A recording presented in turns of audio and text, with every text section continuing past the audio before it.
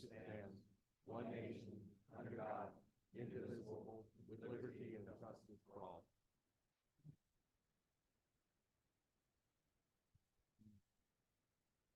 Like to announce before the meeting that the board met in executive session to discuss a student legal matter to receive information related to the negotiations with our collective bargaining agreement, to discuss the purchase or lease of a property, and to receive information from the district solicitor. And also, probably the most important thing is we got our picture taken with that.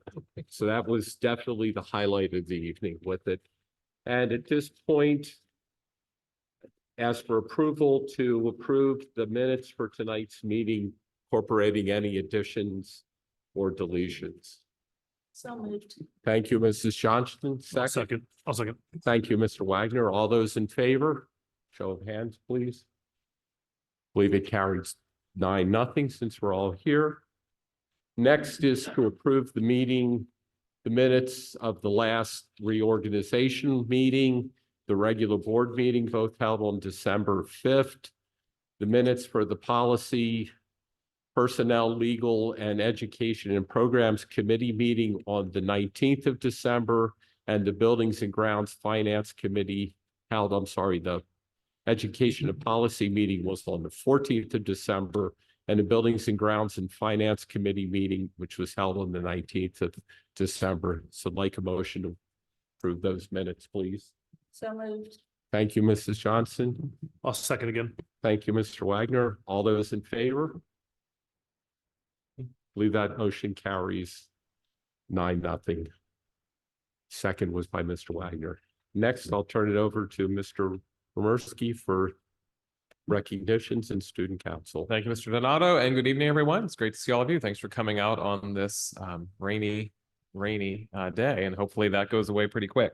But tonight, before we begin, we're going to start with recognitions of our school board members. Every year, January in Pennsylvania is School Board Directors Recognition Month, and we set aside time here at our meetings to recognize our school directors for their ongoing dedication and service to the district. And we, on a rotating schedule, have members of our staff come to honor our school board and representing their schools. So this year, we have Centerville Elementary, Centerville Middle School, and Farmdale Elementary who will be here. And so I'm going to ask, I see Dr. Mumaw, I see Mrs. Pearson, Mr. Kramer, not here. You want to come on up? And as they're coming up, just a heartfelt thanks to all of our school board members for what you do, your willingness to serve, your willingness to give, voluntarily give your time, energy, and effort. And I say voluntarily because, as everyone knows and sometimes often jokes, there is no pay in terms of monetary dollars for school board members. The pay comes from the service and the work that's done to make sure our students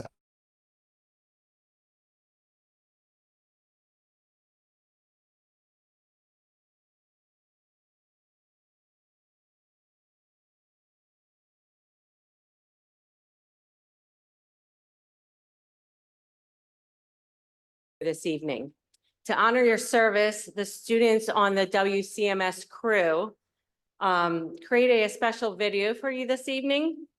Along with the video, Mrs. Sue Allen and Mrs. Amanda Deck, along with some students, created a little statue, a Hempfield H statue that's in the black bag, using our 3D printer, which is located in our library. Along with the statue is a card created using our Cricut that is housed also in our library. As I present these tokens of appreciation and showcase the heartfelt video created by our students, please know that your impact extends far beyond these gestures. On behalf of Centerville Middle School, we extend our deepest appreciation for your unwavering dedication, passion, and leadership. Thank you. Thank you. Thank you.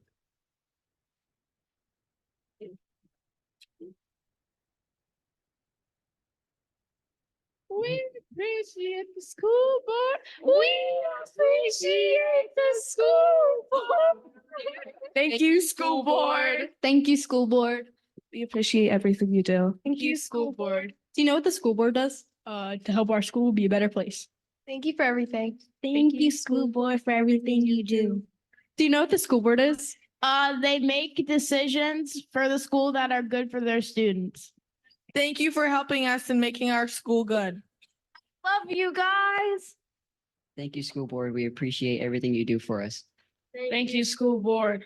Thank you, school board. Thank you, school board. Thank you, school board. Thank you, school board. Thank you, school board. Thank you, school board. What does the school board do? They provide support for everyone and make sure every student is getting a proper education. What does the school board do? The school board makes decisions for a school, help raise money, and decide what students are learning. What does the school board do? Our school board and all school boards across the country are kind of like your Congress and government in Washington, DC. So things are brought to them, they oversee it, and then they're going to make decisions whether for or against it. What does the school board do? They have important responsibilities. What else do they do? They're responsible for educating all of their students. What else does our school board do? They establish the goals for our school. What does the school board do? They set standards for the performance of our school. Thank you, school board, for everything you do.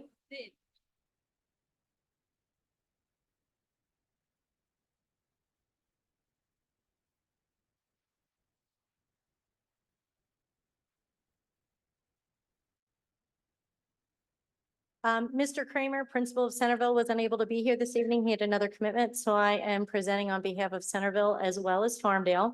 At the elementary level, each building has their own positive behavior theme.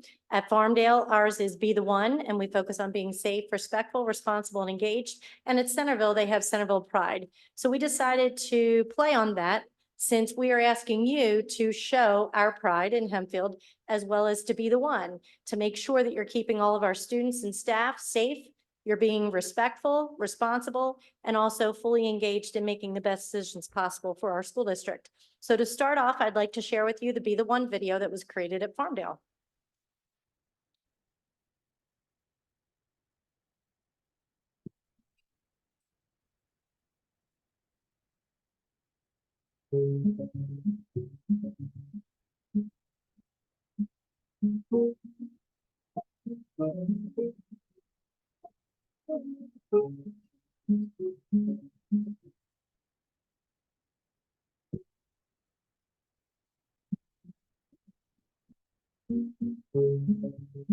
In school, there are a lot of challenges, but at Farmdale, we know that Sometimes all it takes is one person to make an impact. whether you're a parent, Teacher, Or community members. we're counting on you to be the one that is respectful, that is responsible, that is safe, that is engaged. will you be the one to include me at recess? Will you be the one? Will you be the one? You be the one? Can you be the one? Will you be the one that cares about me? That challenges me. Connects with you. That helps me grow. Will you be the one to smile at me? Builds my confidence. Be the one and clean up at lunch. Will you be the one that walks quietly in the hall? Will you be the one? Will you be the one? Will you be the one? Will you be the one? Join us in our mission to set an example for others. Together we can all Be the one.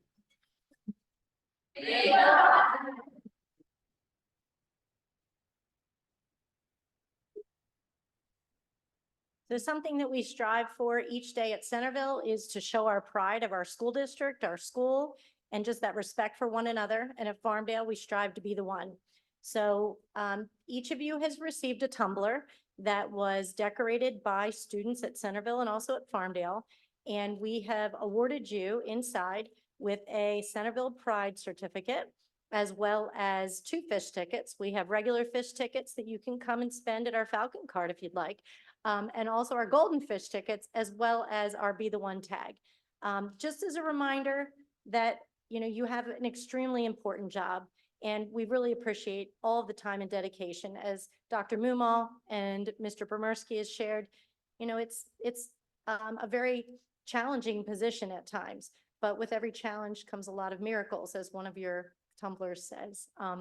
So thank you so much, and we just really encourage you to be the one. Thank you. Thank you.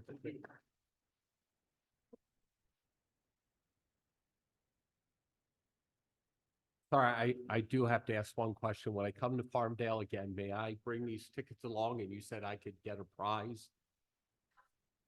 Okay. Next time I visit, I will have them with me. Thank you, Mrs. Pearson, Dr. Muma, others? Mr. Nalovich, I have to say, I opened up my Tumblr, which is incredibly well decorated, much nicer than anything I could do. And inside, there's a nice note that says, school board members show Centerville pride by being quiet and listening to us and the teacher. So, note taken. Thank you so much. I think that's a good lesson for all of us. Right. All right, so again, thank you, Dr. Mumal and Mrs. Pearson for being here and representing Centerville as well in Mr. Kramer's absence. And thanks to all the students who worked hard and staff to produce the videos that we're able to share tonight. And if you haven't had a chance to be in the buildings, I know there are some things at your seats that Dr. Dandridge has provided. So if any of those dates times work for you, please reach out to him or Mr. Hoffman and let them know. Also, under recognitions, our student council's here tonight. So we have Avery, Ethan, Abby, and Drew who are here. So with that, I'm going to turn it over to Avery. We'll start as student council president. All right, so tonight we have myself as president, Ethan as social media, and then we have Addie as secretary, and then Drew as treasurer here tonight. I just wanted to run through a few things on the calendar and then also a statement that student council wanted to bring to the board. Before break, student council, we decided to thank our bus drivers for their endless effort in transferring our students every day. So we decided to do a little coffee and coffee cake decision in the morning. So we all got up like super early. We made it to the school and we approached the bus drivers once the students got off with the choice of coffee or orange juice and then a coffee cake if they would like, just for a little thank you before the holidays. We also have our winter formal / spring dance coming up. It was something that we've heard a lot of feedback for, so we decided to implement it. We have a DJ, we have like different types of lights, try to get people engaged, another activity we can do at Hempfield. And then we've also set place a Black Knight Award. So this award goes to it goes out to teachers to submit students who they feel are truly being a Black Knight. It doesn't have to do with grades. It doesn't have to do with athletic achievement. It doesn't have to do with anything. It's like specifically, it's just a student that they feel should be recognized for their behaviors and their actions that they do for Hempfield. So it's going to be a monthly thing and it's throughout all the grades. And then a statement that student council would like to present is that we would like to familiarize with everyone what the Hempfield High School Student Council really is and what we do. Student council is a representative body, although it's easy to look at a group of adolescents in a setting and disregard their credibility, especially with those who are in a club where at some schools, their only role is to. At Hempfield, we do much more than just plan dances. Although yes, it is true that we are planning a dance this year, we are planning it because we're representing the student body, and from their feedback this year, it was clear that they wanted another dance. We are elected by our peers at the end of each school year to represent their opinions. We represent 2,300 students from all over the district, and our members come from different backgrounds, sports, clubs, and extracurriculars. We are elected by our peers because they think we're the ones who will best help to vocalize and collect their ideas that they feel needs to be shared. With this, we also have a priority on helping our community. Just in this year, we have organized and gone through both homecoming king and queen nominations and ceremonies, the grill out prior to the Powder Puff game, the annual food drive this year, which we raised a total of 2,712 pounds of canned goods. The variety show, donations were made from student council to Anchor Club to help families in need. We gave coffee to our bus drivers before break, and we also delegate funds to the clubs that need them. In addition, we still have a few more events to prepare for the spring. And just the final point that student council would like to share is that student council is never trying to push any agenda or make a political stance. But when we are asked for it, we provide our thoughts on the matter based on what our peers tell us and what we see firsthand. Any discussion where the student council is asked to speak, it is strictly the words of our peers. Thank you. Any other comments, questions for our student council? Okay.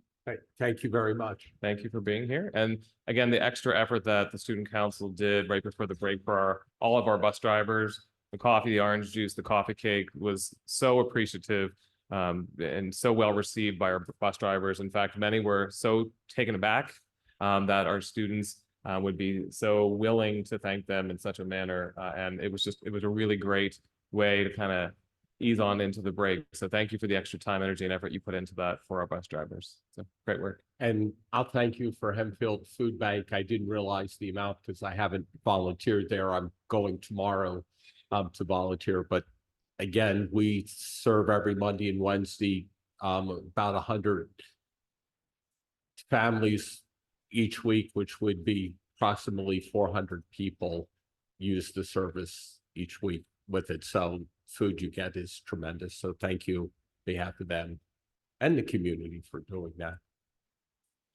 Okay. Well, I guess I have a question. Mrs. Lamb, I think you were going to bring back the results of your discussions regarding the potential bathroom policy. We do have them. We just didn't realize, we didn't know at what point we wanted to discuss that. Okay. This is not like, now we can, That's if up to that's you. fine. I mean, It's your call. You can It's your certainly call. share it now if you'd like, as part of your update. We can come back with it. Okay, so our discussion process consisted of a general information meeting where Ethan and I did the best of our ability to explain the policies and the situation to our reps. We then brainstormed and discussed our thoughts after giving the reps time to discuss with the Hempfield student body. We had a total participation in the discussion where we threw out any thoughts that came to mind, just rough ideas. We then had a second meeting with Mr. Bromirski, Dr. Musser, and Dr. Brossman to answer any closing questions Ethan and I couldn't answer. All these meetings were student run, and any outside adult parties were only there to supervise or answer questions we had. So Ethan, do it first. For policy number 1, we didn't really see this option being feasible or necessary. This is because there's a small population of transgender students and we feel like it would not be cost effective to change the bathrooms. Creating these identity bathrooms would open up the LGBTQIA community to more alienation. Also, cutting the space of the bathrooms in half would heighten the problems that already exist with cramped bathrooms. For example, multiple people are in the stalls, there's conflict in bathrooms, and overall improper use. It would also give the community unwanted attention, which goes back with the creating more alienation. Also, with this policy, security issues would arise, like mentioned in the policy meeting with the winter sports and opening up the entire ground floor. Could you say that last thing again? I didn't catch everything you said. At the policy meeting, it was mentioned that policy 1 would create a security issue with winter sports where we would have to open up both the gender identified bathrooms and the birth given gender. So we would have to open that up, open the floor up. Yeah. Option 2, we believe that this option policy was the best one for our school. We believe that consistent assertion is a useful tool for both members of the LGBTQIA+ community and those that are not. Consistent assertion allows anyone to begin their journey at any point. The requirement of consistent assertion for bathroom usage opens kids up to resources that we feel that sometimes kids in the community might need more support or are going through something at home, or whether they need more support from our counselors or outside guidance or anything like that. And we felt that it was a good hand in hand with this option. These students are our peers and we've grown up with them and we know them. We are familiar with these kids and student council feels like we aren't threatened by their existence. Again, this point, it encourages counseling and these resources can benefit our peers. Option Option two, allows kids to know that if they share a restroom with a transgender student, they should always feel safe because the student has shown consistent assertion. If LGBTQIA plus student is uncomfortable with any restroom, they can use a single-use bathroom. If a cisgender student is uncomfortable with the possibility of sharing a bathroom with an LGBTQIA student, then they can also use a single-use bathroom if they would like. And then just with policy 3, we didn't agree with it because if no changes are made, then no progress will be made. What was that, Mr. Albright?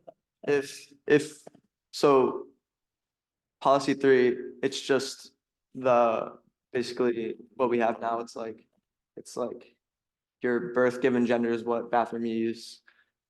We think that if we keep that in place, then the issues that are surrounding this topic will just continue.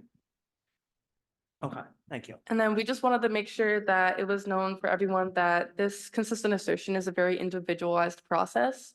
It's different for everybody's journey, and whether you started your journey earlier than another, it could look completely different from how someone else wanted. People going through this consistent assertion journey don't all want the same things. Some people are still not comfortable with as much as someone else might be. So we just wanted to make sure that everyone is supported. All of our students are supported, whether they're part of the community or not. And that's all, that's the comments that we had. We have some questions.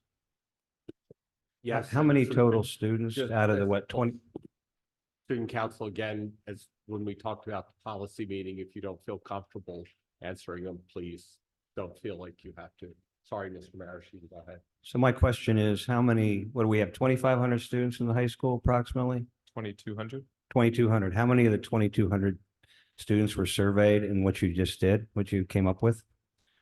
So we, as student council body, we felt like it would not be appropriate to send a school-wide survey per se, because we felt like people that would typically say nothing or say something, we're just gonna say something nasty to say something nasty.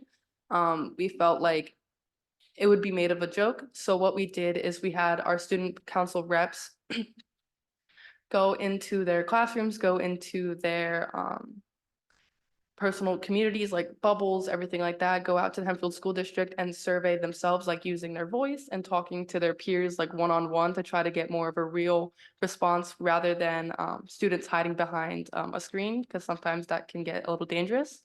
So that's how we surveyed the amount of students, and we can't confirm that there was every student was asked, but we got a good majority because our members are a part of a lot of different clubs and groups. So you think the majority of those 2,200 students were surveyed? Or I- a percentage of it? I would think it would be a majority of the students. Avery, how many student council members do you have this year? I think Ballpark. we have like 25 around there because we had the increase because of the positions. So that was all done like in person, like face to face? Yeah. Mrs. Eshelman, could you? Yeah. I was just asking, so that was all done in person and face to face, because I just think of how much time. Yeah, That so we did, all of our meetings that we had were before break. And then we had the break, and then we had the whole week back from break, and then we had like the weekend and everything like that. So we had like a few, like 2 or 3 weeks to discuss with our community. When you say your community, you mean the student council or do you mean other students? Other students. And you had, I'm sorry, somehow I lost the thread there. You sent the student reps out to their clubs and classmates, et cetera, to talk to them in person. And then over the last few weeks, you came back and met together? Yeah, we were given, like, all the reps brought back the All the feedback that student they had. council brought the feedback? Correct. Okay. And so you don't know exactly how many people they actually talked to? I can't give you an exact number, no. Okay. Any other questions from board members? Thank you very much. You're welcome to go home and do homework, stay, whatever you'd like at this point. But again, thank you for your service and thank you for doing that for us. Thank you. There's nothing else, so Donato will go to residents' requests at this point. okay, the board provides a time for public comment for residents and taxpayers to bring their thoughts to the board, but it's not a time for exchange between the board, administration, and speaker.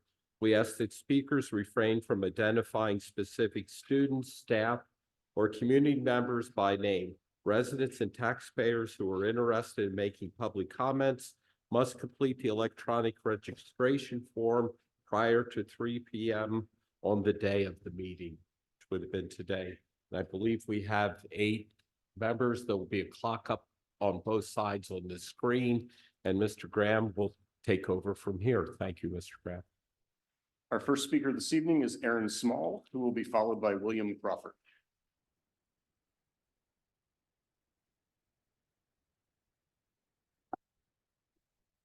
Good evening, members of the board.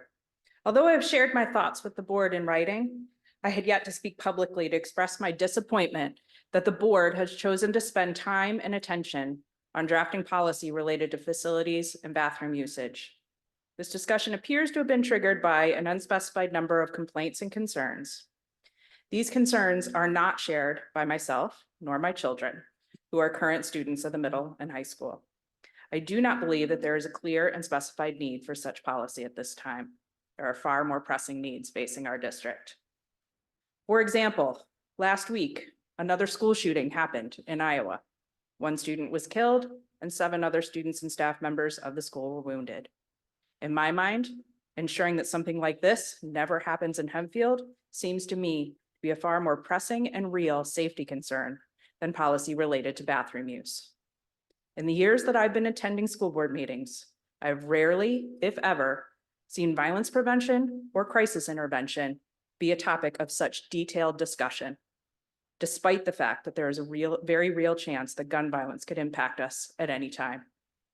Shouldn't we be paying much more attention to the ways that we can implement strategies that actively promote the safety and well-being of our children, rather than focusing on ways to police the gender identities of our student body? I could go on, listing many other more pressing needs facing our district. I recognize that it is the duty of the board to adopt new policy when needed. However, if policy alone solved problems, we would long ago have solved the problems of vaping and fighting in our bathrooms, something my own children tell me are far more pressing concerns than trans youth using the bathroom that matches their identity. Since it seems to be the will of this board to adopt policy in this area, I would urge you all to be mindful not to implement any policy that would be discriminatory in nature. There are nuanced and varied issues to consider regarding the needs of our transgender youth. I hope they will be taken into account as you craft appropriate policy. Additionally, I would not like to see the district subject itself to the risk of costly lawsuits. It would be prudent to consider that legal decisions made thus far clearly point to allowing students to use facilities that match their preferred gender identity. In fact, to quote from an amicus brief, 21 state attorneys general filed in 2023, it is discriminatory restroom policies rather than inclusive ones that raise privacy concerns. Such policies are more likely to create a needless risk of violence against transgender people whose physical appearance may diverge from their sex assigned at birth, and who therefore are likely to be perceived as using the wrong restroom. In short, policies which bar transgender individuals from using a restroom that aligns with their gender identity are more likely to pose safety and privacy concerns than inclusive policies. Policy decisions and the work of the board as a whole should stem from a measured and thoughtful approach that keeps the needs of the students, staff, and the reputation of the community as a whole at its heart. The board should not waste its limited time and energy making Hempfield known for yet another policy that sends the message that we are not a district that values a sense of belonging and inclusion. Thank you. William Crawford. All right, if William Crawford is not here, Elizabeth White is next, who will be followed by Stacy Hernandez.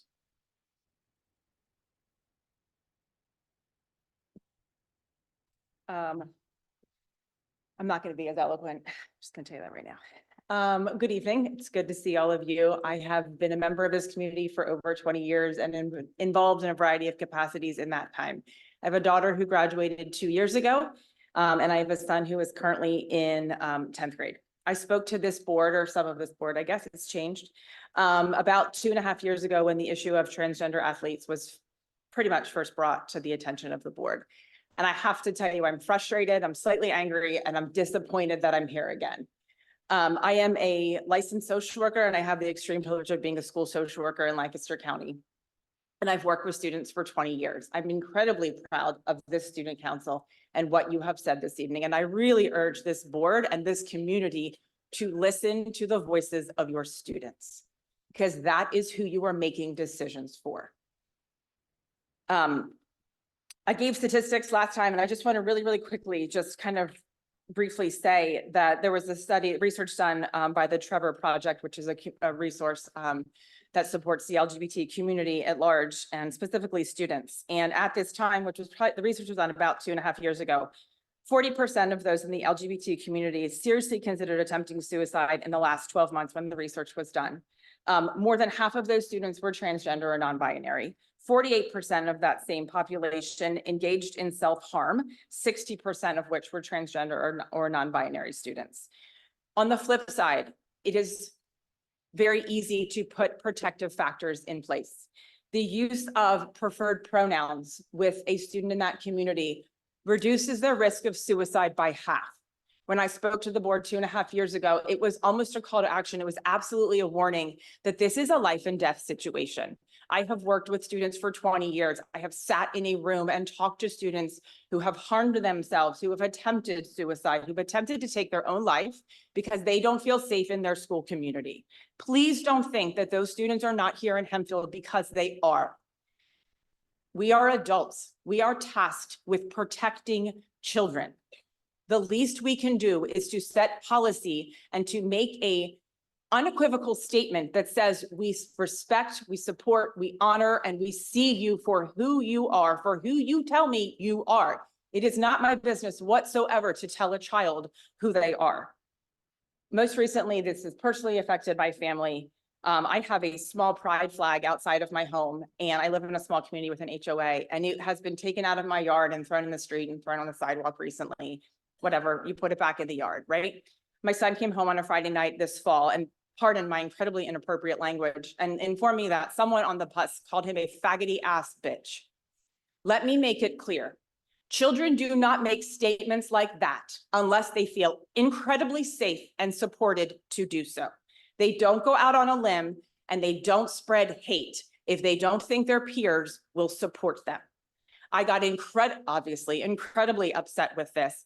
I reached out to our superintendent. I heard from a principal. I appreciate it was handled. I was heard. I'm not debating that at all. I don't know what happened to that student. That is not my business. That's a confidential matter. I understand that. And when I was talking to my son about it, I was more upset than he was. And he's like, Mom, let it go. Again, pardon my language. I've been called a faggot since 3rd grade. So hate has been spewed at my child since he was 8 years old. And again, children don't make these statements unless it is incredibly safe to make them. So the children in this community are hearing a message that it is safe to spread and spew hate. The inaction of this board to make an unequivocal statement of support for all of our students, regardless of who they are, is being heard by all of your students. You are handicapping every single one. We have an incredibly diverse, beautiful world that our children, we are preparing them to live in. And if we don't explain to them that we value difference, that we embrace difference, that we enjoy our community, that everybody has something to give, regardless of who they are or who they love or their gender identity, if we are not sending kids out into the world with that message, what are we doing? That is far more important than their education. Their ability to include and to love and to support their community at large, I promise you will take them farther than the academics. You probably debate me on that one. But this is what I do every day. This is who I talk to every day. This is who I support. When I left last time, the last board meeting, I really encouraged you guys and all of us to be on the right side of history. And right now, Thank we're you. not there. Your time is up. Thank you. Thank you. Stacy Hernandez will be followed by Wendy Valupas. Good evening, ladies and gentlemen, only ladies and gentlemen, and that's the way it always will be. I am addressing this board tonight on the topic of bathrooms in our school. Bathrooms are designated on physical body parts and anatomy, not on how someone feels they are. See, there is no real issue because if you are a biological male with a scrotum and a penis, then you have your male designated bathrooms. A biological female with the ovaries and the vagina have theirs. For those that are mentally confused on their sex, they are graciously provided a single-use bathroom. So option 3 is definitely the solution. The school district is required to maintain physical and moral health and safety of its students. Males in female bathrooms and vice versa do not do this. It puts that at risk. I know many females personally that told me they do not eat or drink throughout the day just so they don't end up having to use the bathroom with a boy.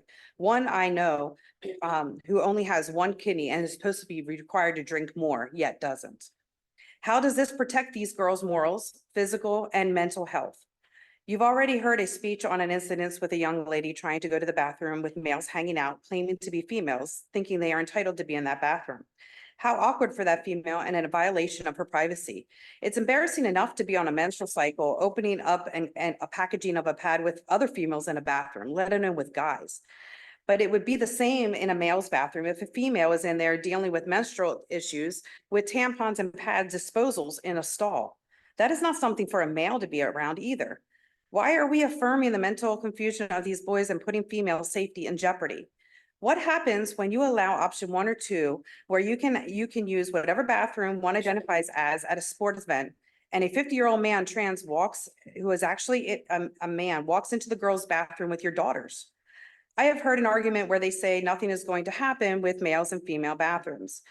We all saw and heard about how Loudoun County and other counties around this nation have turned out. You never know the mindset of the person walking in, so why not make sure that we keep them safe? Another point is that it breaks the female's religious freedoms covered in our Constitution under the First Amendment, which is the highest law in the land under God.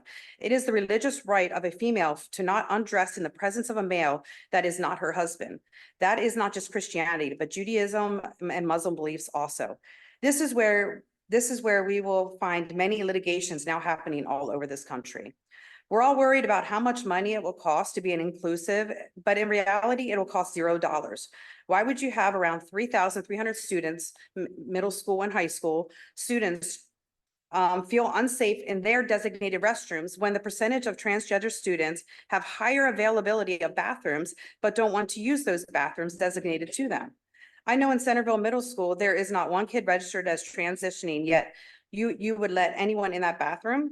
Statistically, it doesn't even make sense. If you look at percentages, it is the majority of the students being discriminated upon. I repeat, the majority of the students are being discriminated upon because they have less bathroom availability than the transgenders using a single-use designated bathroom.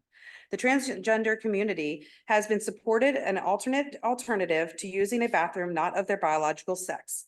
If those people who identify with the opposite sex don't want to use the single-use bathrooms, then the issue is not about bathrooms at all. Think about that. Thank you. Wendy Valupas will be followed by Daniel White. Happy New Year and welcome to the 2 new board members. I've spoken as well on this topic before, but I feel the need to bring it up once again. I'm here to ask the board to preserve safe sex spaces in the bathrooms and in the locker rooms.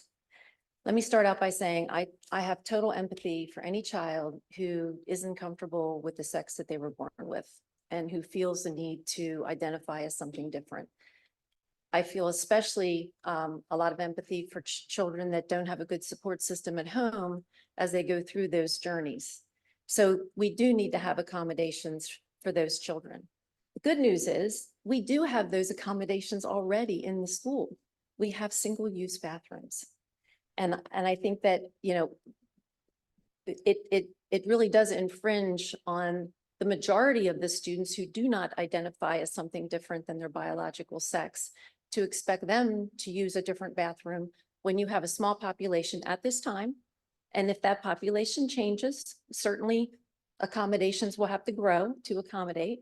But I feel like the good news is we are set up to accommodate those who need the accommodation. And for the remaining students, I mean, if you've got 2,200 students in the high school and you might have 10 or 15 students that aren't comfortable with their sex at birth and are identifying as something different, why would you have the remaining students have to modify to, I don't think that anybody is treating those children differently, or I think that their peers have accepted them. But I do think that for those who are comfortable with their sex, they have a right to have the privacy, both male and female. I appreciate that the student council did a sort of a survey, is what I heard as the questions were being asked. I think a better survey would be done by sending the survey home to parents and letting the parents survey their own children. Because I think it's very tough in school to ask questions that are not popular questions and get to the truth. So I think that, you know, it's like anything, it's like politics, right? People are going to answer the way they think they need to answer to be accepted and appreciated. And I love the video, and thank you again to the school board for all you do. But what they said in that video is, you're here to set standards. You're here to set examples. You're here to keep kids safe. So I hope that you continue to show the leadership in Lancaster County that you showed when you made the decision on the sports. While we're on the topic of bathrooms, the same logic would follow for locker rooms. But I think that I heard somebody say it tonight. I think while you're looking at the bathroom policy, you also need to address people vaping, I've heard all kinds of things. I don't know how many of them are true. Sex in the bathroom, vaping in the bathroom, smoking in the bathroom, fights in the bathroom. And to me, there's a simple solution. You use technology and you use parents. I think parents would easily volunteer. So you put cameras outside the bathroom, you see how long people are in the bathroom. Somebody's in the bathroom too long, you get a staff member to go in and see if that person needs assistance. I can almost guarantee you within a month, some of those problems would go away if there was monitoring. You know, I come from the business world. Don't expect what you don't inspect. So you have to let them know, let the students know that you are keeping an eye on it. It shouldn't take longer than 5 minutes to go in and do your business. If somebody's in the bathroom longer than 5 minutes, there's probably something else going on. You need an adult to go in and, you know, see what if that child needs some help. I think that would clear up a lot of your bathroom issues, and it would be for the good of the whole student body. You don't want fights in the bathroom. You don't want vaping in the bathroom, smoking in the bathroom, and for heaven's sakes, you don't want sex in the bathroom. So, and I will volunteer to this board to be the parent coordinator, to get retired people, to get, you know, parents to monitor these video cameras. Again, it's just video, who's going in, who's going out, how long are they in there? I will guarantee you in a month, some of those problems would disappear. So in closing, please continue to show the leadership you've shown in Lancaster County, and take advantage of what we have already at our disposal in the bathroom, as far as bathrooms go. And we do need to support those students. Thank you very much. Daniel White will be followed by Mahendra Neopani.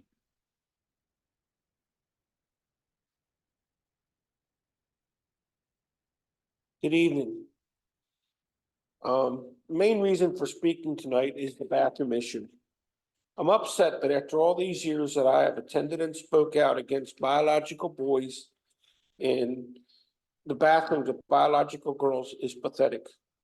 It shows me that the school board is not doing its job of creating a safe place for education. A safe place for education is one of the primary responsibilities of the school board. A question to student council. Why can't a survey be sent out to all students through like Monkey Survey or one of the other ones, where they can respond back which option they want, or if they feel safe in an open bathroom. I've not been attending meeting lately for various reasons that I'll discuss later, but I've been listening to and staying abreast in what has been discussed. At the last meeting, 3 options were given concerning bathrooms. Option 1 failed, and rightly so, because there's no way to police it. Option 2 is totally wrong, and option 3 makes the most sense. It clearly defines that bathrooms will be assigned according to sexual organs that the student was born with. We need to respect our transgender students. I'm not against transgender students. They have needs and desires just like every student. Each individual is equally important and needs a safe place to take care of their personal needs without feeling threatened or like their privacy is being invaded. There's bathrooms designated for transgender students to safely use. If there's just one student out of the thousands of students here at Hempfield, we owe that one student full privacy and a safe place for their private business. On a side note, none of my children will ever attend this school, and they will continue to do cyber school as long as there's no protection of student privacy in the bathrooms. I personally know of additional families who are planning on going the route of non-brick and mortar schools because of this issue. You have a job to do. Now do it and do it correctly.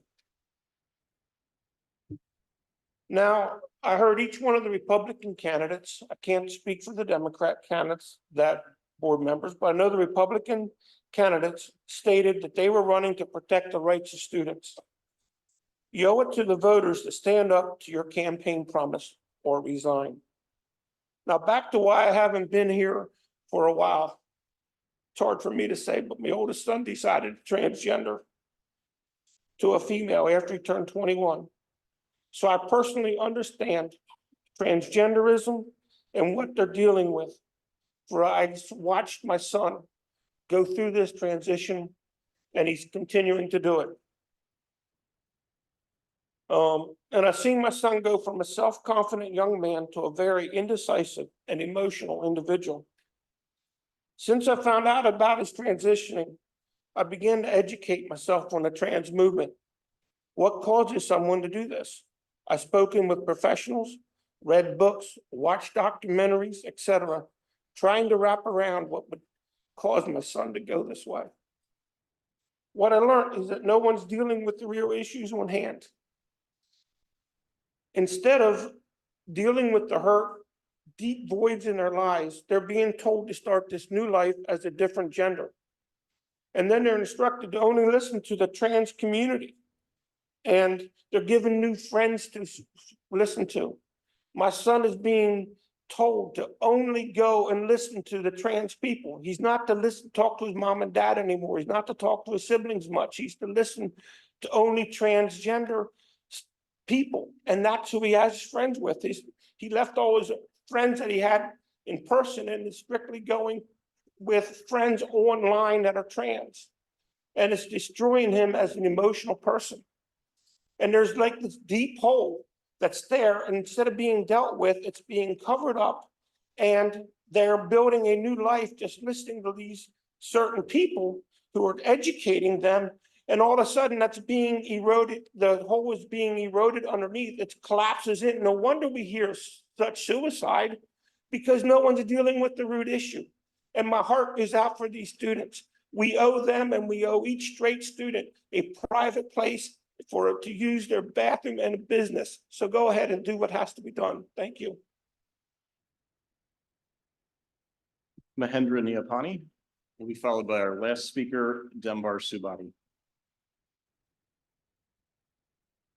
Hi, good evening, everyone. And then I am speaking here about the topic. I'm speaking about the topic bathroom facility. And then we choose this school district because of our child for good education and then grade. And then I think our kids have our kids have no any secure for use the same bathroom. And also I'm not agreed about this point. Thank you.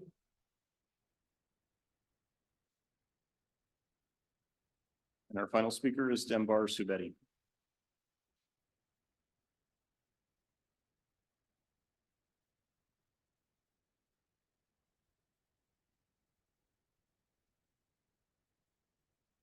Hi, good evening to everyone. the microphone, please? Good evening to everyone. I'm here to speak on the topic of the bathroom.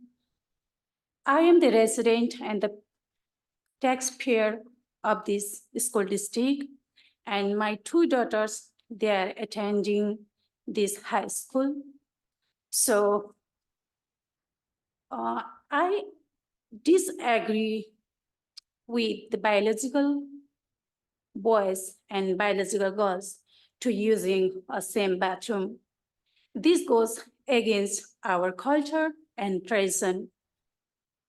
And also the safety, the safety of the girls during that menstruation time, and also their privacy. And it is only not the girls' problem for the safety and the privacy, but then also for the boys too. So on the favor of our children, I wish the school district will not make the same bathroom for our boys and girls. Thank you. Have a good night to everyone. Bye. Thank you all. Mr. Boровsky, I'll turn it back to you for the superintendent's report. Thank you. And again, good evening. A couple of things from a district update standpoint. First, I want to share through the month of kind of the end of November into December, Mr. Donato and I visited all of the buildings, getting into classrooms, being able to talk with staff. And I know additional building visits are ongoing, not just to visit the buildings, but also to get into the classrooms to look at our elementary ELA pilot programs.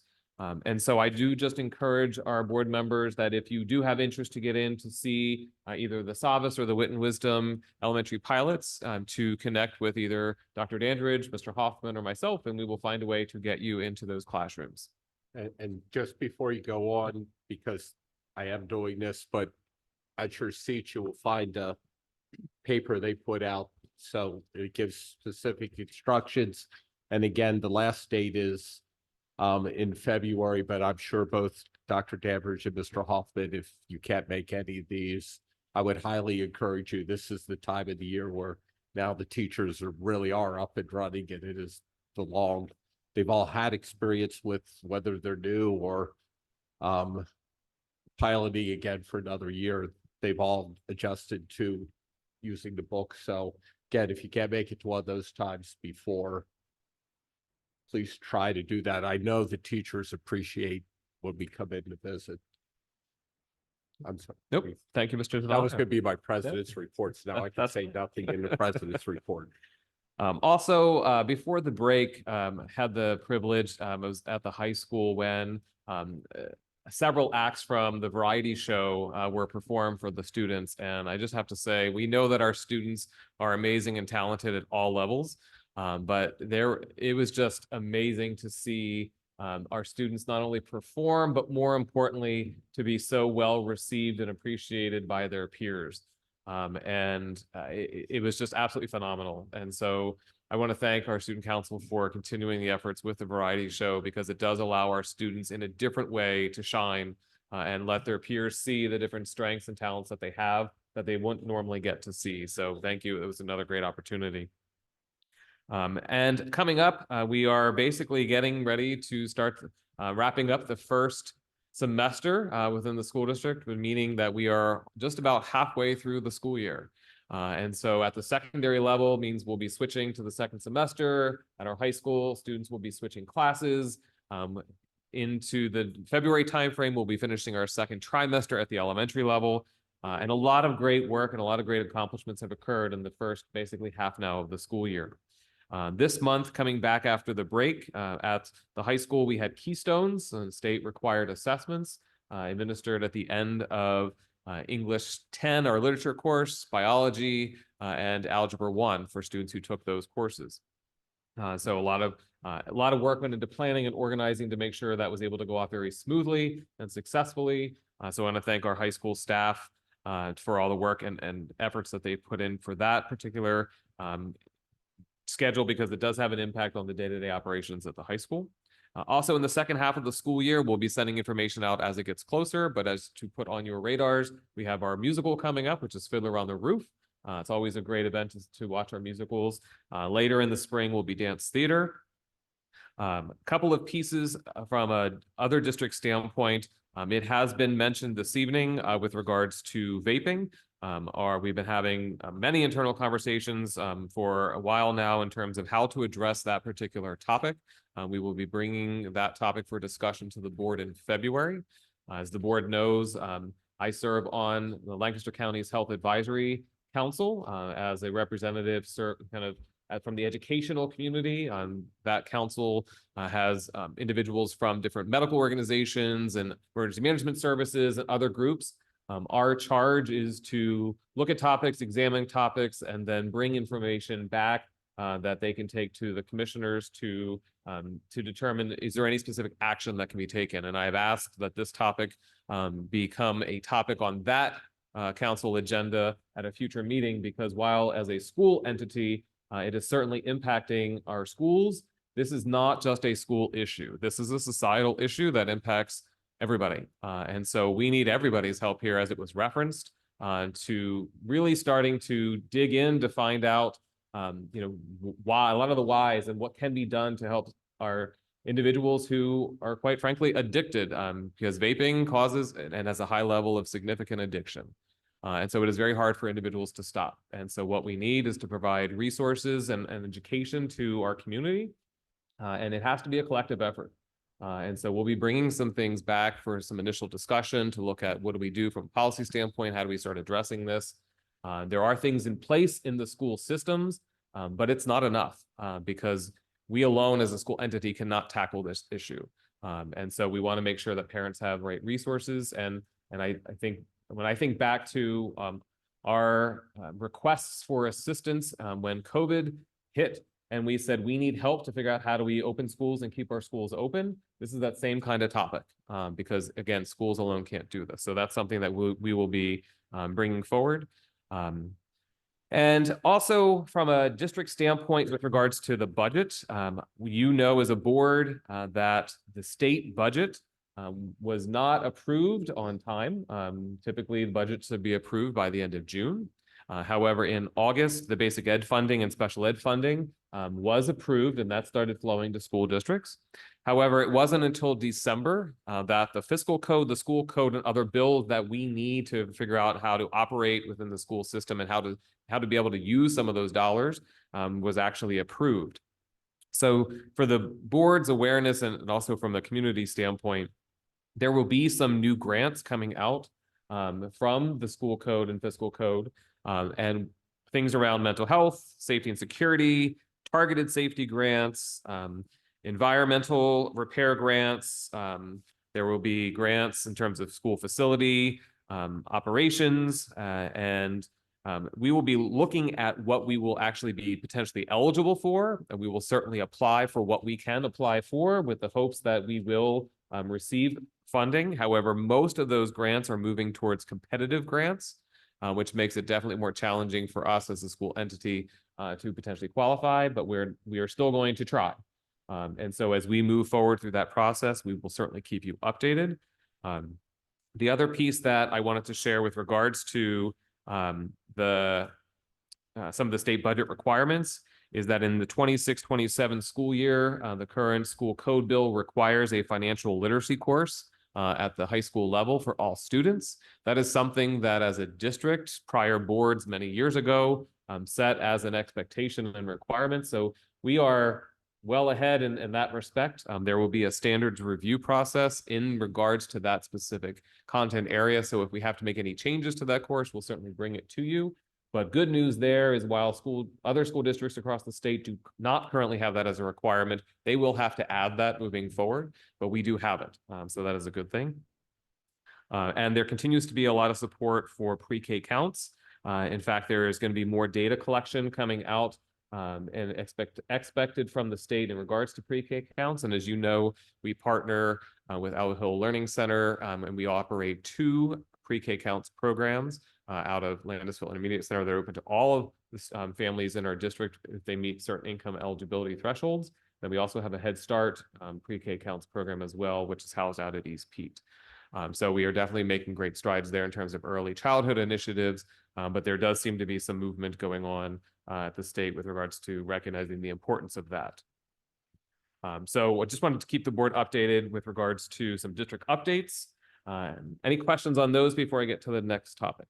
I do have one question. Just when the state approves money, like the example you said, safety and security, they give X amount of dollars to it, but then it's usually it'll be given to PDE to determine, or another agency to determine how it's distributed to the district. It does not necessarily mean, as you said, we would get the money. Some may be competitive grants, some we may be lucky and they're just grants that go to all 500 school districts that we would get a little bit of.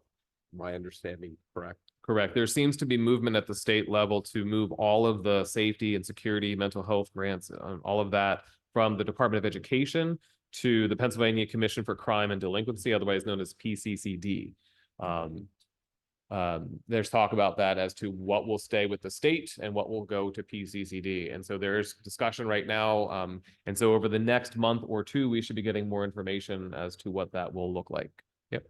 And the current PCCD grant from the prior year with regards to mental health, as well as the physical security grant, all ran through PCCD.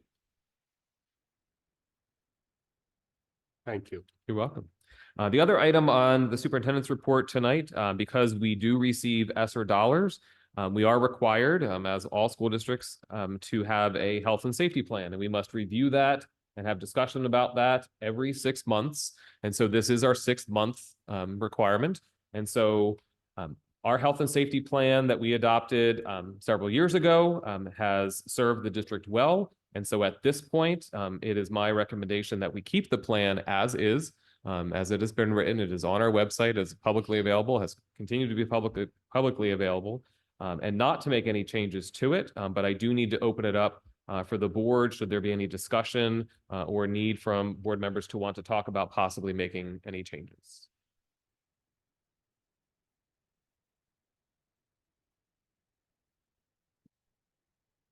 Hearing none, I will take that as the board continues to. Mr. Bremersky, should you, have our new board members seen that plan?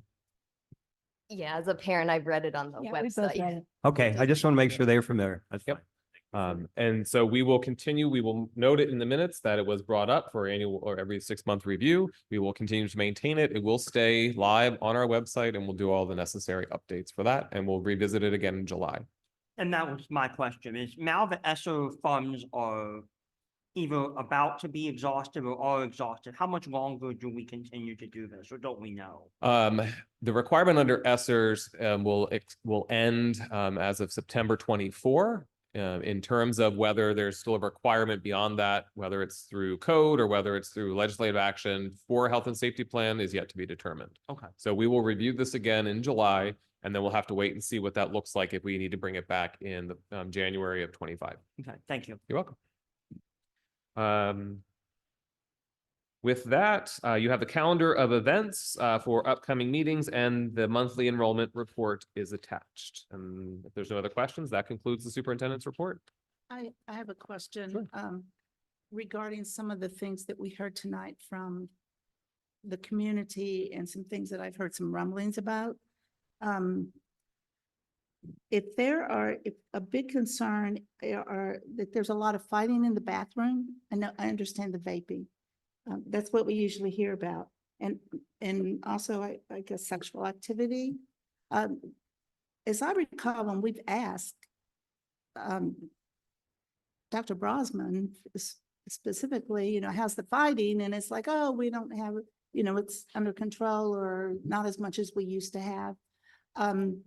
Could we get like an update from the middle school and the high school concerning like what's going on, what the consequences are, what steps are in place to try to stop the hiding or the fighting in the bathrooms? Sure, we can get that update for you. All right, thank you. You're welcome. Anything else? Anyone else? Hey, thank you, Mr. All right, Roberts. thank you. Going on with the president's report, I already did that, so we'll move on to the representative and adjunct reports. Mr. Keener, Lancaster County Career and Technology, please. Thank you, Mr. Donato. The Joint Operating Committee met for its annual reorganization and monthly business meeting on December 11th at Willow Street. I am delighted to inform us that Hempfield students continue to shine at the CTC. We had 2 students of the month for November, and they were Dominic Mays in the architectural CAD program. Mr. Mays is a senior at Brownstown, and Ms. Cassandra Kreider is a student in the culinary arts program at Mountjoy. And again, Ms. Kreider and Mr. Mays were recognized as students of the month, and I had the opportunity to chat briefly with both of them and their families. They're 2 outstanding students that are going to, that have and will continue to represent both Hempfield and the CTC in a very positive way. The next meeting will be on January 25th at Brownstown, and we will be bringing the CTC budget before you for discussion and a vote probably next month. Mr. Keener, to add on to that, the superintendents had our advisory committee meeting today. And it was shared that if any boards would like the new business manager from the CTC to come when there is discussion about the budget, to let them know. So if that's something that is of interest of the board, to have the business manager from the CTC come, we certainly can arrange that. So if you do have interest, if you could let Mr. Keener or myself know, so we can take care of that. Is that something, I will say that the preliminary budget that we have seen calls for an increase, and I'm gonna estimate this, in the school district contribution of around 5.5%, which for us is gonna be significant.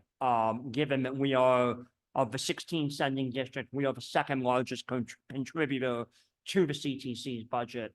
The impact of that will be, and I don't have the figures in front of me, but it will be several $100,000. So if anyone would like to see a budget presentation at our February meeting, we can certainly arrange that. Just let me or Mr. Bomerski know. Just, Mr. Kisari, just one question, just to refresh my mind. Do we approve it at the same time that we see it? Or is it, like our budget, we go through and then we eventually approve it in June?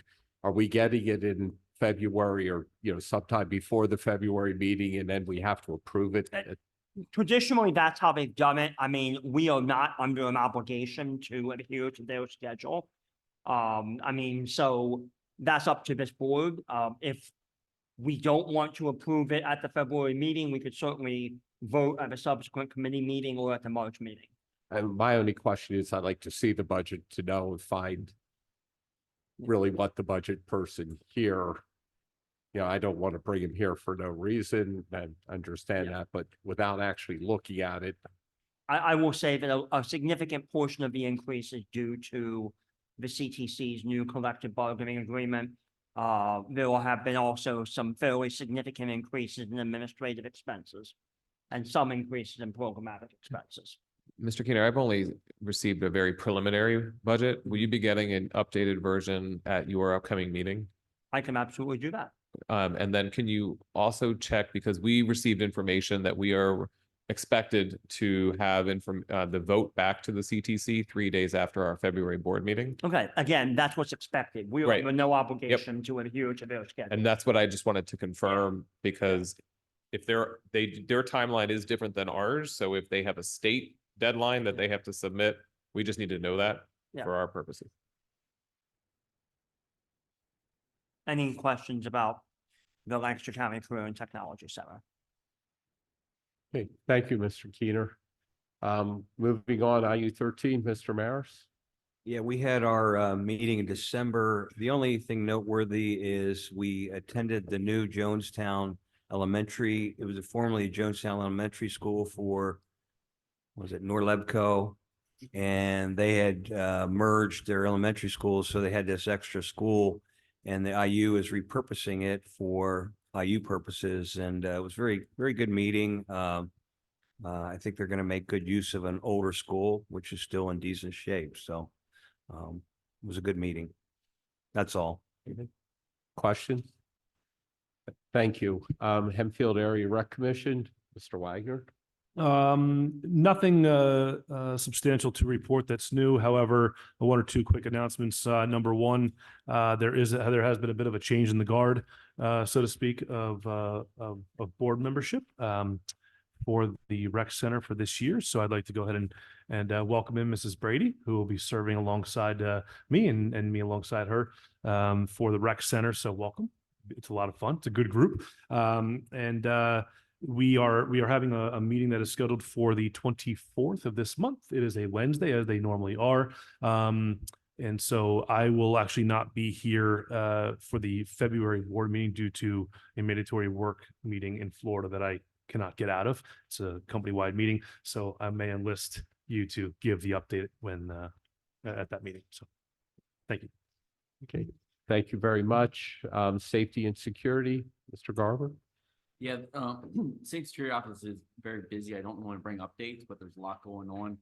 One thing that has been done is Mr. Gleason has been involved in the county and regionally, and has brought a lot of threat assessment and preventive stuff to the county, not just our district. So he has been the leader of the district, of the county, and bringing stuff back. So when we talk about safety and security in our district, it's quietly going on behind closed doors at a very, very high level, regularly working with the state police, district attorney, FBI, things like that. So there's a lot going on behind closed doors. Just keeps it very close to the chest. So just to let you know, there's a lot of stuff going on. He's also, the security office is also engaging their students every day. So every day they're with their students in some aspect, building relationships and getting those threat assessments. So there's a lot of stuff going on. We have a policy, the terrorism threat assessment. Obviously, this is best practice, and that has been done because it's involved with the FBI and Secret Service and all that stuff. That the information from all those documents are in our document. So that's all I got. Any questions? I would just say, and I hate to put Dr. Muster on the spot, but of course I don't know. You're right. I really don't. But if you want to see something going on, again, something to do, and it's very easy, just arrange with Dr. Muster sometime to walk over and see the high school cafeteria going on, see the interaction with Mr. Gleason, our SRO, with the kids. It's, you know, you get good food. I do know where other rooms are in the building other than the cafeteria, if you would like to visit them as well. Well, I'm never quite Just to clear sure up some about that, confusion. but I'll give him credit because he has taken me on one or two tours of the high school, but that's a very short, easy thing to do, and you get to see the kids and get good food, and you get to see how things are interacting there. So again, that's a way to get over. Takes however long it takes to drive here, and a half an hour more time and drive home. Okay, moving on, PSBA, Mrs. Asherman, you're over there. Yes, Sorry. So on Saturday, December 9th, Judy and I drove to Mechanicsburg and we completed our PSBA required training for new school directors. And I was just going to bring up the PSBA's principle for governance and leadership. I think it was a nice color copy was given to everybody. Yeah. Yes. Looks. And I think Judy and I, and we've seen this a lot. We saw it in onboarding training with Mike Vermersky, which we did over some time. I think it was given to the entire board in December at some point. And then we obviously saw it and used it a lot through the training we attended that day. So I'm just recommending that we adopt these principles. I think they're good principles for leadership in many different areas. And yeah. I'd like to recommend to the board personally that I think the last time we did this, which was probably my first or second year, maybe a little later on the board, that we actually did this. We did it in the form of a resolution, which Mr. Keener's okay with it. We could put it on the agenda to pass a resolution at the upcoming policy meeting. Certainly, Mr. Navo, I would recommend that we add this to the agenda for the Mrs. Straggles, what's the date of the next policy meeting? January 18th. To the January 18th Policy Personnel and Legal Committee meeting for discussion and potential official action. So this isn't an actual policy as well. 011 is.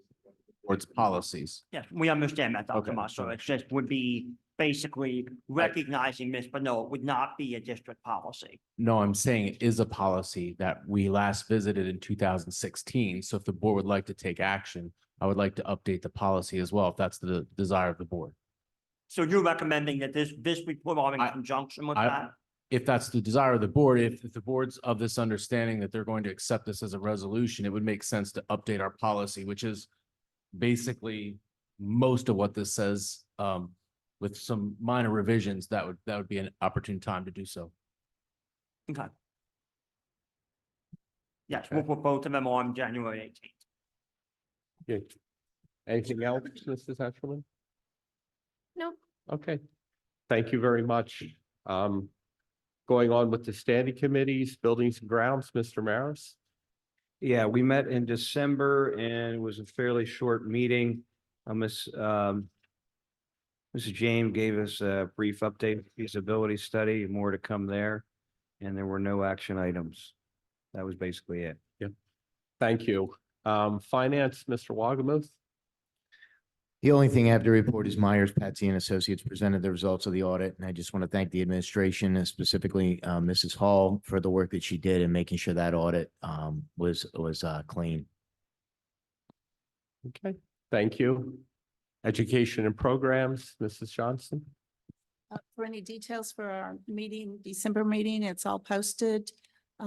Just to highlight, we've been looking at different statistics and where our district stands in that in terms of testing, and we'll continue to be doing that, but we will also continue to look at we haven't really looked at it closely, but coming up, we'll be looking at the ELA programs and hearing some reports on that as well. And I look forward to, I think I actually have time now to go on some of those visits that you have scheduled for us, opportunities that we have for those of us that can take that opportunity. Our next meeting is January 18th in conjunction with the the policy committee, which is as usual a Thursday night, 5 o'clock. Okay. Thank you. Thank you. Moving on to personnel action items. In A, approval of the list of personnel action items, which, I'm sorry, Mr. Donato, I'd like to oh, request. yes, I'm sorry, I missed policy. Oh, well, no, okay, I was gonna just ask that the personnel item be broken off and voted on separately. Okay, But would you like to do the policy update? as yes, well? that would be good. I'm sorry, I just moved on. I'll make this quick, Mr. Donato. Thank you. The policy committee last met in December. A significant portion of the meeting was devoted to discussing the 3 facilities usage policies developed by our solicitor, Stock and Leader. Following that meeting, I have indicated that there were no further discussions planned. At the time, there were not. However, since that time, it has been expressed by multiple board members of desire to revisit this issue. So those 3 policy options will be back on the agenda, January 18th, for discussion. And obviously, I mean, we will continue to solicit feedback from the student council, from the community. So Ms. Landis, Mr. Albright, if you and your colleagues would like to join us on January 18th, we would be delighted to have you. And if any policy option garners the support of 5 board members, it would be advanced for first reading consideration then at the February meeting. And if no policy option garners the support of 5 board members, then once again, that will suspend this process. Okay. We also, I believe in January, will be hearing updates on the weapons policy that Dr. Brossman has been working on. But I think there's 1 or 2 other ones that got suspended from November. If that's the desire of the board, that's going to be Well, I a mean, pretty full evening. We had that scheduled back to February because of the potential change, but we can make that happen. Yeah, I mean, I think that we already deferred it by 1 month. I think Dr. Brossman deserves the courtesy of moving forward with the item that he views as important, so. Questions?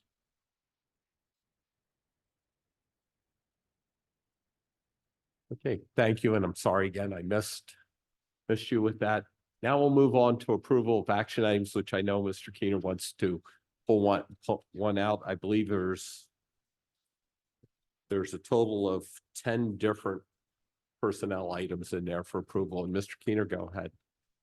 I would move the approval of personnel action item 9A1G.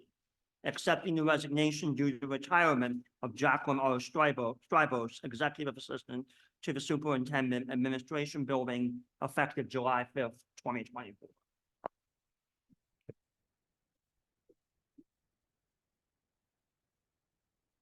Okay.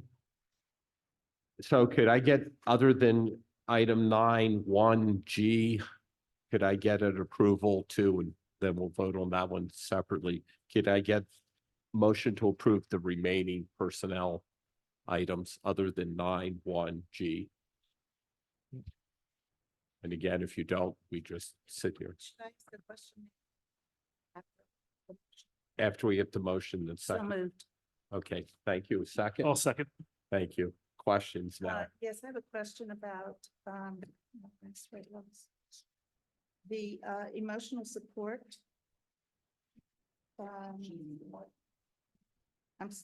I'm sorry, the resignation, here it is, on,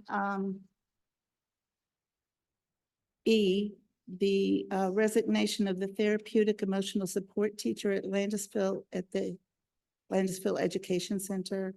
Do we have a replacement for that, or is that whatever her duties are going to be covered? Yep, we're okay for now and interviews are scheduled. We're okay for now, and Yep. and then what is, She's still working in that position, still currently filled, and interviews are scheduled. okay, so she's there till February, okay, and then I have a question about certified positions. Does this 4A, the employment of a speech and language pathologist for the LPC and Farmdale and the high school, this is fulfilling a vacancy that's been open for a while? That's the one we talked about at our last meeting, the additional. Okay. And so when will she be starting? I don't see that.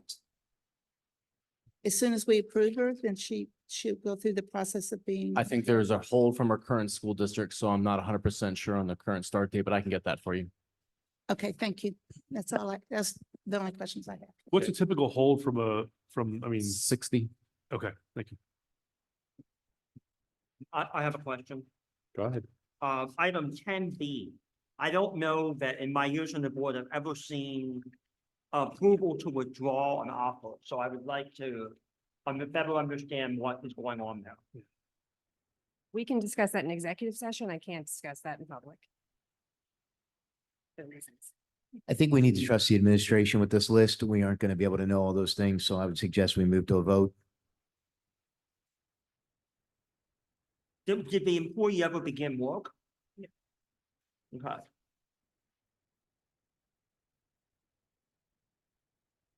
Any other questions? Okay, other than, again, we have a motion to approve everything except for 9(1)G. So could I show of hands for approval, please? I believe that's everyone, so that motion carries 9-1 or 9-0. And then the last one is to approve item 191G, the retirement, which this will be a difficult one to do. So I need a motion to approve that. You may not like it, but motion to approve. I don't think you're getting a second. I'll second it, even though she's helped me more. She doesn't need our support to do this, so you can vote against it all you want. It's her decision. Yeah, She will what be very happens if we all vote no? Yeah, you're here till July. I mean, it's really is a formality because she's allowed to retire, but any discussion? Yeah, I'll jump in. And you might hear a roundtable tonight, by the way, just heads up. So this meeting might go a little bit longer, but I'll just throw this out. I'll be relatively quick. There's a lot of names on this retiree list that are familiar to me, and frankly, very highly respected. But when I saw your name on this list, I kind of did like a triple take, right?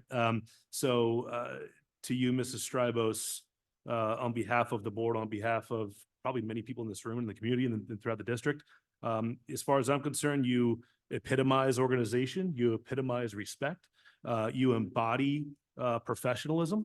You keep us all in check, and we know who we are. Thank you for that. I tend to fall off the rails from time to time, so thank you for that. So again, I speak for a lot of us, if not all of us. Thank you for all your work. It's a big loss, but we wish you well. I wish you well in your retirement, in the next chapter of your life. Be well, stay well. Thank you.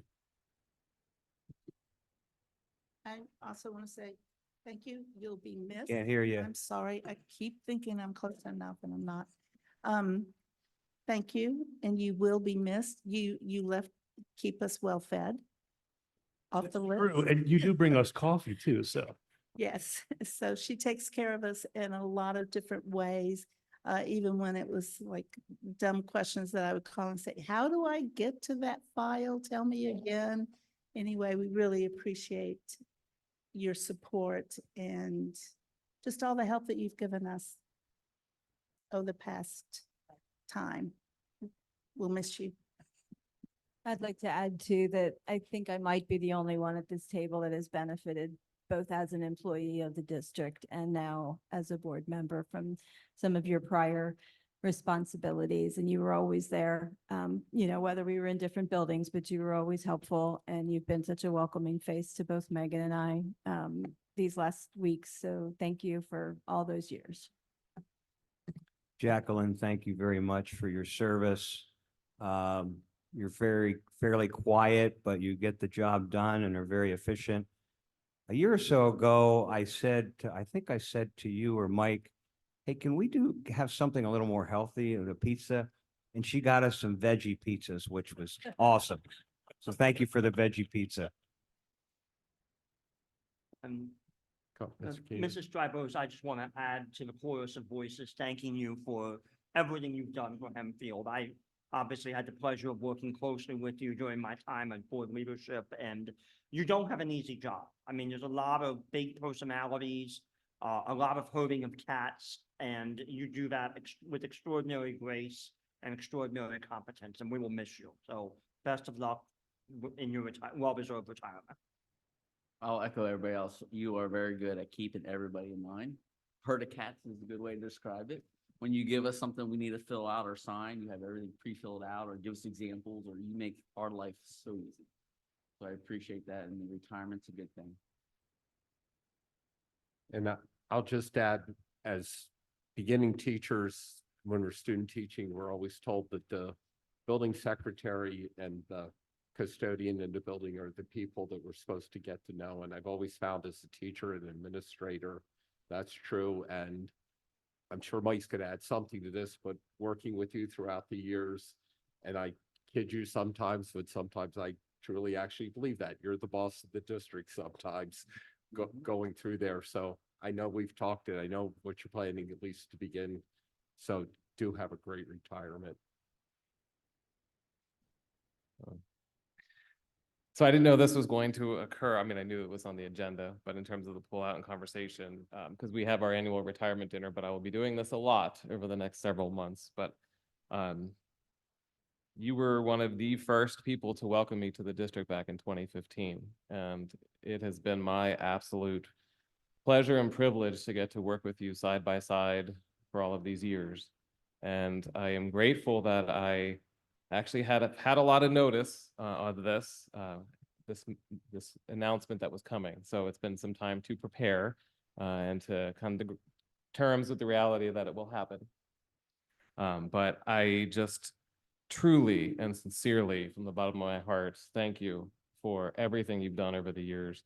You have epitomized the role of a professional from a customer service standpoint, but more importantly, just you've done everything from the bottom of your heart for people.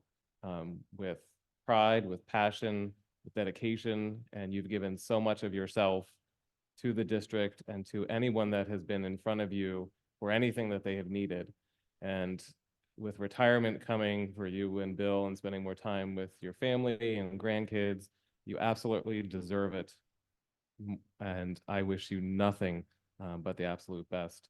And we will have lots of conversations about this over the next few months, but I do want our community to know that by far, you know, your role working with me, working with the board, working with the community, you know, you have so much institutional knowledge. Anyone in this role, and previously Kathy Miller, you know, you and Kathy worked together for many years.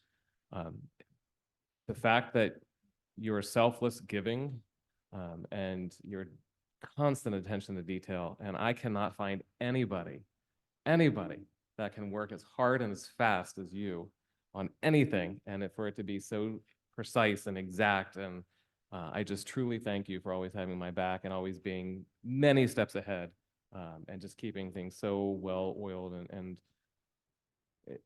this one's going to be a tough one, but I know it'll be a great one for you and for Bill. And I'm excited for you, and I just truly thank you. And before I ask for the vote, maybe for the board to show some appreciation, we do have a form that was passed out, and I'm sure she would really appreciate. It's the form we have to complete every year, the Ethics Commission requires.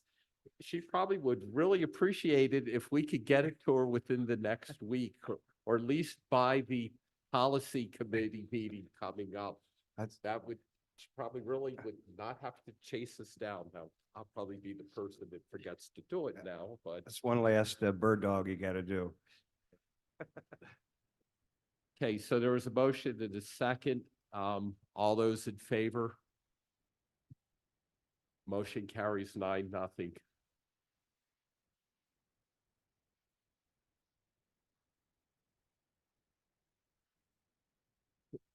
Can I just add one more piece here? Sure. Sorry, there were other retirements here, particularly from this building, that are also significant losses for the district. But I want to not only acknowledge them with Sharon Rambler and Kate Meyer. Sharon is our tax collector, and Kate is our assistant business manager. But I want to just really quick for everyone, not only with Jacqueline, but with Sharon and with Kate, to speak to not only who they are, but their care and dedication for the district. They have all worked tirelessly, and even though they've announced their retirement, their first, in the sense, decisions, and this is all, correct me if I'm wrong here as I'm sharing this, but wasn't really about them, even though they were making the decision. It was, can I do it this way so that I can still help the district? And that really exemplifies our staff. The people, they care deeply. And while they have the ability to go on and make that decision to retire, they are still thinking about what can we do that's best for the district. And I'm just extremely grateful, and just want to, you know, whether it's a teacher retirement, a support staff retirement, administrative retirement, it doesn't matter what we find, or it's that selfless giving, and that just really exemplifies our staff. So thank you to all of them, and I just want to recognize them. Okay. Moving on, we're gonna move on to financial action items. Need approval for financial items 10, B through E, which are contracts, financial reports that were in the agenda for this, the food service reports and the financial transactions. So could I have a motion, please? Motion to approve. Thank you. Second, Second. Mr. Wagamuth, Mr. Wagner. Any discussion? Hey, all those in favor? I believe the motion carried 9-0. Thank you. There's no buildings and grounds action items. And finally, the last part is to approve other action items 12C through G, which is second readings of, I believe, one policy, some more bus drivers, which we need, and then some overnight trips and one expulsion through there. So if I could have. Motion to approve. Second. I'll second it. Thank you, Mr. Maris first, and Mr. Wagamuth was second. Any discussion? Okay, not all those in favor, show of hands again. Okay, motion carries 9-0. And with that, motion to adjourn. So moved. I think Mr. Wagner Second. Second by Mr. Maris. All those in favor?